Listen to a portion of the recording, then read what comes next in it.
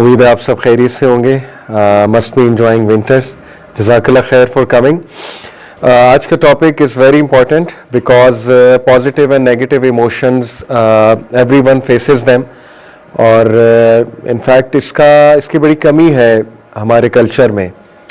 Religion की तरफ लोग आ जाते हैं but somehow they don't understand the philosophy of religion and somehow they are unable to take advantage। वो एडवांटेज नहीं ले पाते जो असल में अल्लाह सुब्हानहू व तआला के वादे हैं कुरान मजीद में।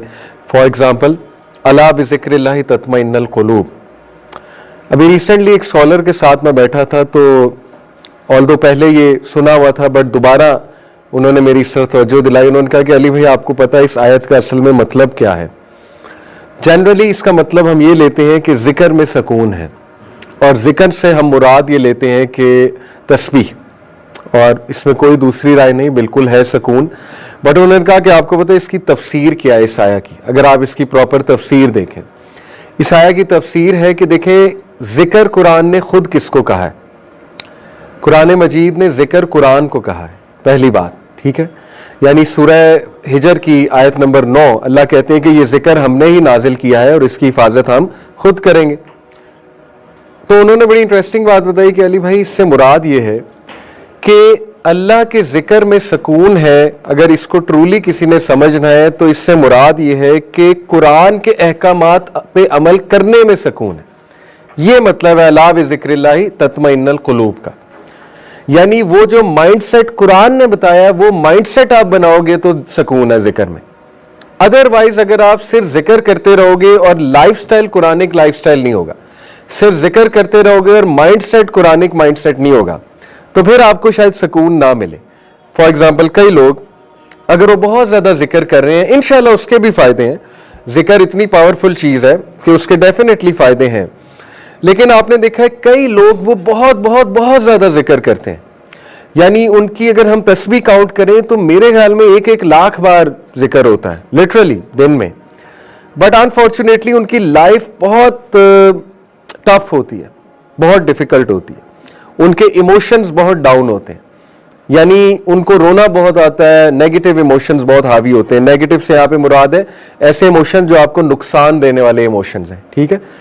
यानी उनको डिप्रेशन बहुत होता है स्टिल, और उनको कोप नहीं करना आता है डिफरेंट सिचुएशन से, इवन दो जिक्र बहुत ज्यादा करते हैं। तो देखिए ये बड़ा काबिल गौर पॉइंट है कि जब तक आप इस आया को सही से समझेंगे नहीं कि इसका सहाबा जब ये आयात पढ़ते थे दे अंडरस्टूड व्हाट दिस आया मीन्स। देखिए ना, एक बंदा जिक्र किया जा रहा है लेकिन उसका तवक्कल नहीं है। तवक्कल कुरानिक एटीट्यूड है कि तवक्कल भी तो करना है ना अपने अल्लाह सुब्हानहू व तआला की जात पे। एक बंदा जिक्र बहुत कर रहा है लेकिन उसको कुरानिक डेफिनेशन ऑफ हैप्पीनेस से नहीं पता कि कुरानिक डेफिनेशन ऑफ हैप्पीनेस क्या है। कुरानिक डेफिनेशन ऑफ हैप्पीनेस पता लगाना ये भी जिक्र में शामिल है। इसी तरह एक बंदा बहुत जिक्र कर रहा है लेकिन उसको ये समझ नहीं है कि दुआएं कबूल होने की क्या क्या कंडीशंस हैं, या दुआएं कबूल 3 तरह से होती हैं। वो सिर्फ एक ही चीज ढूंढ रहा है कि मेरी दुआ बस कबूल होनी चाहिए, मेरी दुआ बस कबूल होनी चाहिए। यानी कुरानिक कॉन्सेप्ट ऑफ दुआ कभी पढ़ा ही नहीं कि दुआ असल में कबूल होने की डिफरेंट शक्लें हैं। फॉर एग्जांपल, सबसे निचला दर्जा है अल्लाह वो दे जो आप मांग रहे हैं। इंटरेस्टिंगली ये सबसे निचला दर्जा है। उससे ऊपर का दर्जा है कि अल्लाह उसके बदले को मुश्किल टाल दें। वो चीज तो ना दें लेकिन उसके बदले कोई हादसा टाल दें, कोई मुश्किल टाल दें। सबसे ऊपर का दर्जा है कि अल्लाह उस दुआ को आखिरत के लिए सेव कर लें जब शदीद तरीन जरूरत आपको होगी एक चीज की। फॉर एग्जाम्पल साए की, फॉर एग्जाम्पल उस टाइम प्रोटोकॉल की, फॉर एग्जाम्पल उस टाइम नूर की, उस टाइम लाइट की, ठीक है, उस टाइम अपने हिसाब किताब आसान करवाने की। उस टाइम अल्लाह कहे ये ले तेरी दुआ जो तू दुनिया में किया करता था या किया करती थी, तो आज ये तुम्हारी दुआ मैंने सेव की हुई थी।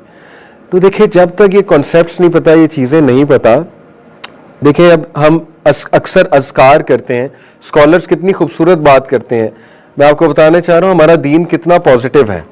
यही है पॉजिटिविटी, यही है पॉजिटिव इमोशंस, यही है अला बिज़िक्रिल्लाहि तत्मइन्नुल क़ुलूब। अगर आपने 3 बार ये दुआ सुबह पढ़ ली, बिस्मिल्लाहिल्लज़ी ला यज़ुर्रु मा इस्मिही शैउन फिल अर्ज़ि वला फिस समाई व हुवस समीउल अलीम, तो इसका क्या है बेनिफिट? कौन बताएगा? जिसने ये 3 बार सुबह और शाम दुआ पढ़ ली इसका क्या बेनिफिट है? मौत के अलावा उसे कोई चीज नुकसान नहीं पहुंचा सकती। साहबा का इतना बिलीफ था इस दुआ पे। ये दुआ बाय द वे मरवी हजरत उस्मान गनी से। हजरत उस्मान की पूरी फैमिली इस दुआ पे ऐसे अमल करती थी जैसे फर्ज चीज होती है, और हमें भी ऐसे ही करना चाहिए। तो हजरत उस्मान के एक बेटे, उनको एक बार पैरालिसिस हो गया और साहबा उनके इर्द गिर्द जमा हो गए कि आपको ये कैसे हो सकता है, आपकी तो फैमिली इस दुआ की इतनी कायल है कि नबी ने फरमाया कि जो ये दुआ करता है उसे कोई चीज नुकसान नहीं पहुंचा सकती। एक तो उनका तवक्कल देखें, तो उन्होंने कसम खा के कहा आज मैं दुआ भूल गया था, आज ही पैरालिसिस हो गया। एक तो ये उनका तवक्कल। दूसरा, स्कॉलर्स एक बात करते हैं कि देखिए जब आपने दुआ की या दीगर अज़कार किए, रेस्ट एश्योर्ड अगर दुआ के बावजूद भी कोई हादसा आ जाता है, रेस्ट एश्योर्ड उसमें खैर है, शर उसमें हट गई। शर का एलिमेंट इसलिए हट गया क्योंकि आपने दुआ पढ़ ली। ये दुआ किसको हटाएगी? शर के एलिमेंट को। इस दुआ से कई ये वादा नहीं है कि हादसा हो नहीं सकता। देखिए जब तक ये कुरानिक कॉन्सेप्ट्स हम समझेंगे नहीं, हमारा जहन नहीं खुलेगा। अला बिज़िक्रिल्लाह तत्मइन्नुल कुलूब, हमें नहीं जिक्र से फायदा होगा। जिक्र का मतलब ये इस्लामिक कॉन्सेप्ट्स को समझो। जिक्र का मतलब ये है कि जो अल्लाह सुब्हानहू व तआला ने कुरानिक कॉन्सेप्ट्स हैं, जो अल्लाह सुब्हानहू व तआला के बताए हुए कॉन्सेप्ट्स हैं, उनको समझो। कहाँ कुरान में लिखा है कि जिंदगी में 100% खुशी गारंटेड है? कहाँ लिखा है? कहाँ ये लिखा है कि दीन पे चल के तुम्हारे सारे मसाइल खत्म हो जाएंगे? कहीं नहीं लिखा। बल्कि अल्लाह सुब्हानहू व तआला, हदीस आती है कि जिसको अल्लाह मोहब्बत करते हैं उसको ज्यादा आजमाते हैं, लेकिन डरने की बात नहीं है। अगर आजमाते हैं तो दर्जा भी बहुत देते हैं, दर्जा भी बहुत देते हैं, ठीक है। और एट दी एंड ये भी सिखाया गया कि आसानी ही मांगो, आसानी ही मांगो। ये सारे कॉन्सेप्ट्स को आपको समझना पड़ेगा। आपको समझना पड़ेगा तवक्कल क्या है, आपको समझना पड़ेगा कि सबसे ज्यादा पेन हमारे नबी ने देखी तो मैं कौन हूं। आपको समझना पड़ेगा सहाबियात को डोमेस्टिक इश्यूज थे तो हुए माई, ठीक है, मुझे भी आ सकते हैं। आपको समझना पड़ेगा अल्लाह ने तो नबियों को उनकी औलादों से आजमाया तो हुए माई। क्या नबियों की औलाद गलत साइड पे नहीं गई? क्या नबियों की औलाद नेगेटिव साइड पे नहीं गई? हज़रत याकूब की औलाद, क्या उन्होंने इतना बड़ा बुरा अमल नहीं किया कि अपने भाई को ही कुएं में फोर्सेक कर दिया? तो ये कॉन्सेप्ट जब तक आप नहीं देखेंगे, अपनी पर्सनैलिटी का हिस्सा नहीं बनाएंगे, आपको ये नहीं पता होगा कि दुआ किस तरह से कबूल होती है, और आपको ये नहीं पता होगा कि अल्लाह टेस्ट क्यों लेता है, ट्रायल क्यों लेता है, तो तब तक जिक्र से आपको सुकून शायद ना मिले। तो ये बड़ी इंटरेस्टिंग बात है कि अला बिज़िक्रिल्लाह तत्मइन्नुल कुलूब का मतलब है कि बेशक जिक्र में इत्मीनान है दिलों का, लेकिन कौन से जिक्र में? कुरान में। कुरान इज द जिक्र। अल्लाह ने कहा कि मैंने ये जिक्र नाजिल किया और मैं ही इसकी हिफाजत करूंगा। और कुरान के जिक्र का मतलब है, कुरान में जो जिक्र है, किन चीजों का जिक्र है? जो कुरानिक कॉन्सेप्ट्स हैं उनका जिक्र जब तक आपको नहीं पता होगा, आपको दिलों को सुकून नहीं मिलेगा। अदरवाइज आपको पता है कि वो फिर आदत होती है। इबादत और आदत में फर्क है। इबादत है समझ के करना, आदत है कि बस वो जिक्र जारी है मुंह पे। However let me tell you कि जिक्र इतनी पावरफुल चीज है, इतनी पावरफुल चीज है कि आप वैसे भी करेंगे आपको फायदा होगा, ये मेरी गारंटी है। चले शायद वो दुख कम ना हो जिक्र करने से, लेकिन आपको इंशाल्लाह इतना फायदा जरूर हो जाएगा कि आपको चले समथिंग जिसका रिवॉर्ड हो रहा है वो तो मिल रही है ना। चलते फिरते अगर जिक्र है तो इंशाल्लाह फरिश्ते तो नोट कर ही रहे हैं, at the end of the day reward तो उसका मिल ही रहा है। लेकिन बहुत बेहतरीन बात है कि आप जिक्र का फलसफा समझ लें और आप इस्लामिक कॉन्सेप्ट्स को समझ लें। तो आज हम इस्लामिक कॉन्सेप्ट्स पढ़ेंगे कि पॉजिटिव इमोशंस के लिए इस्लामिक कॉन्सेप्ट्स को लिटरली घोल कर पीना कितना ज़रूरी है, कितना ज़रूरी है। पहली बात, पॉजिटिव इमोशंस होते क्या हैं, इसकी तरफ नज़र दौड़ाते हैं। Joy, joy is a positive emotion.